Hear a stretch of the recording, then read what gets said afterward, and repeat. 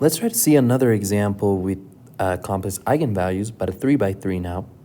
How would you rewrite this? Well, I have an x prime, a y prime, and a z prime. And this, I have to realize that I have nothing for the x, nothing for the y, 1 for the z. Here, same thing, but I have a negative 1 for the z. And here I only have something for the y. And then all of that is going to be x, y, z.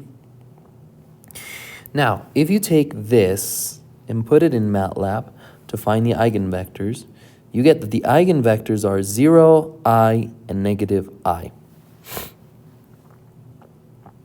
So now what do? Well, what you do now is you go for lambda equals 0. You put it back in. So you'd have now 0 minus lambda, which is 0, so that's 0.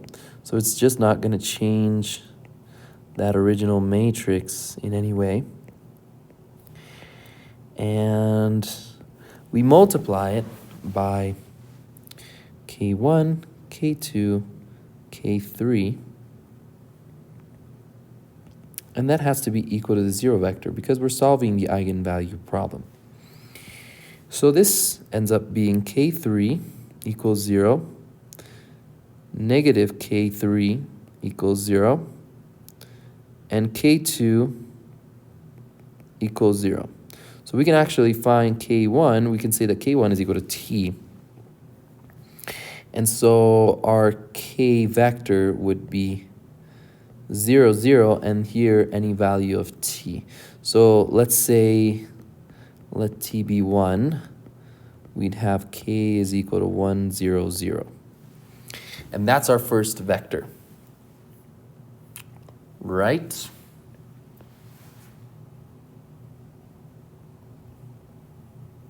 That's our first vector. That's our first vector. I just want to make sure that it's right and that I'm not fooling myself. And it seems like it could be right. Okay, so now let's go to the second one. The second eigenvalue here, lambda 2, that's equal to I. Well, okay, if lambda 2 is equal to I, we're going to have to substitute that lambda in. So 0 minus I, that's just minus I. 0, 1 stay the same. Here 0 minus I, that's the minus I, negative 1. And here 0, 1, and minus I for the same reason. Here now we have, let's say we have k4, k5, k6. And that is all equal to 0, 0, 0. Well, what do we do now? Well, I wouldn't substitute back in yet, because then we'd have to kind of solve it.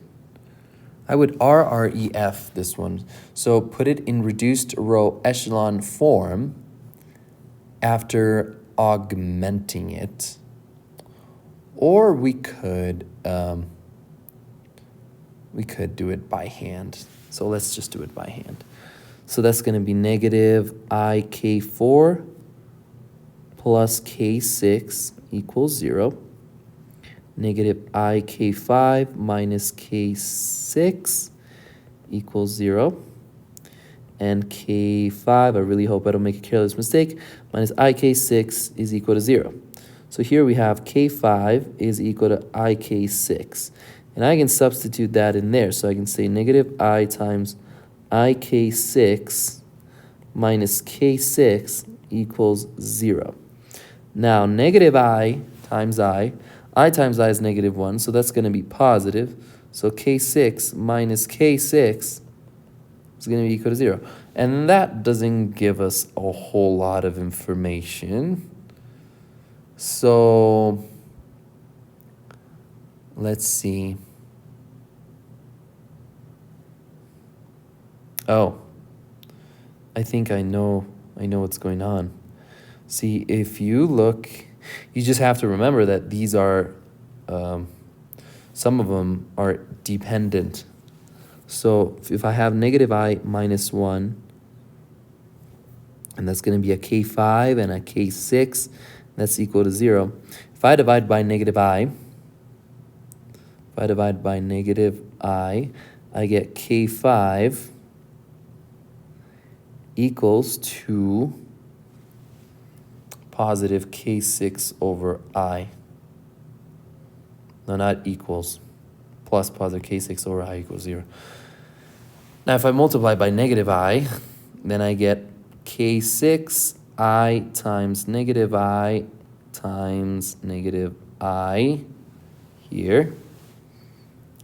And so I get 1 at the bottom, k sub 5, because I times I is equal to square root of negative 1 times the square root of negative 1, which is negative 1. And then we have a negative in front. So that's going to be positive 1. And then here we're going to have negative I. So I can take out that positive negative I times k6, which is the same thing that we have over here. So we can't use those two. So we only have 2 equations, 3 unknowns. That's negative ik4 plus k6 equals 0. And negative ik5 minus k6 equals 0. So I get the k6 is equal to ik5, and I'll plug it right here. Negative ik4. Well, before we do that, let's just take a step back.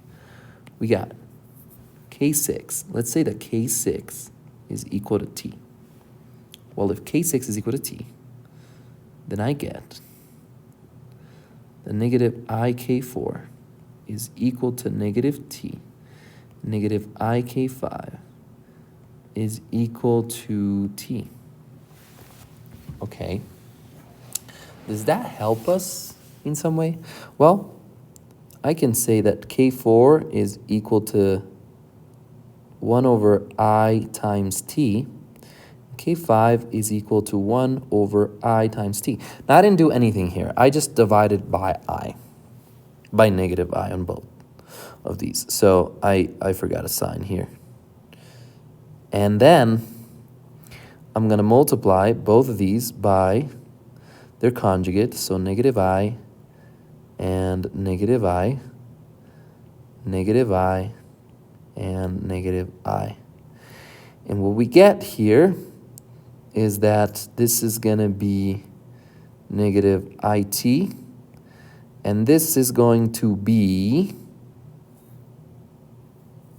let's see, we get positive it divided by negative 1. So we have to be careful with the signs here. So let's take another step. We got negative I times t divided by negative I squared, which is negative 1. So this is negative I times t. Here we get negative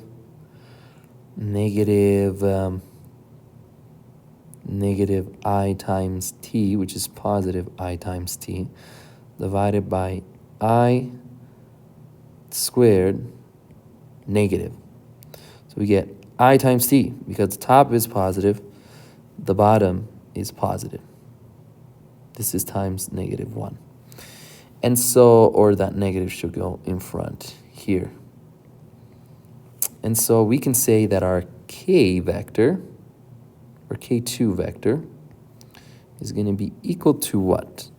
Well, we had k4 first. What is k4? That's negative I. What is k5? That's I. What is k6? That's t. So we'll say 1 because we're factoring out the t.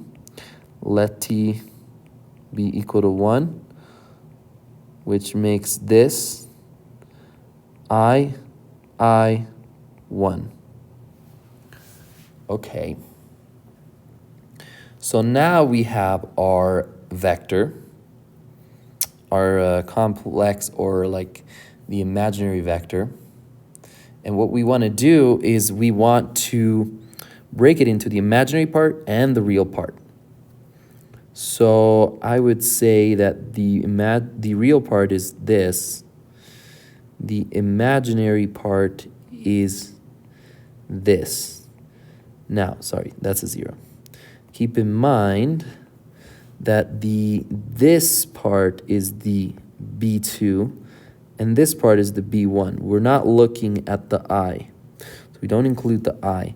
Then we remember the theorem and we write that the solution, that one solution, x1, is equal to, that one solution is equal to B1, which is 0, 0, 1, multiplied by the cosine of beta, which was the coefficient of the I for our lambda values, which was just I, so it's 1, times t, plus the imaginary part times the sine, but that's actually a minus, I always confuse them, times t, and then x2 is going to be the imaginary vector times the cosine of t plus 0, 0, 1 times the sine of t.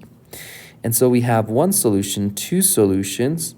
Another solution is this one right here, which is kind of like an old friend because this one's the distinct value case. E to the, well, it came from lambda equal to 0, so the 0t, which is just 1, 0, 0.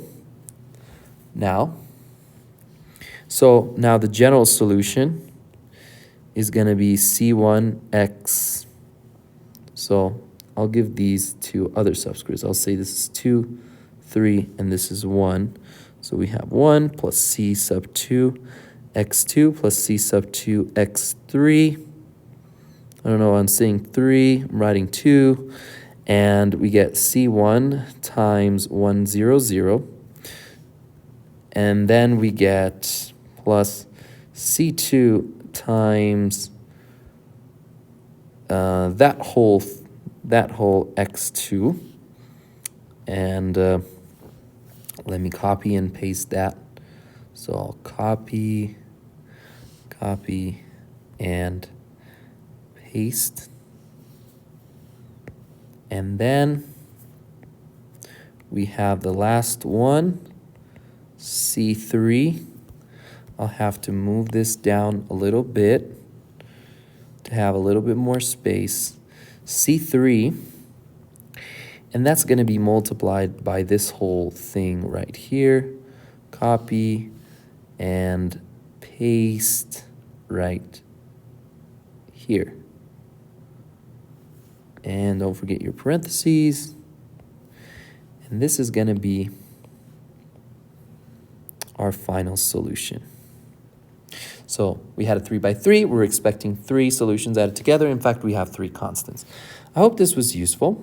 And as you can see, with the complex roots is actually a little bit easier than the repeated roots. It's not as long. So I hope this was helpful, and I'll see you next time.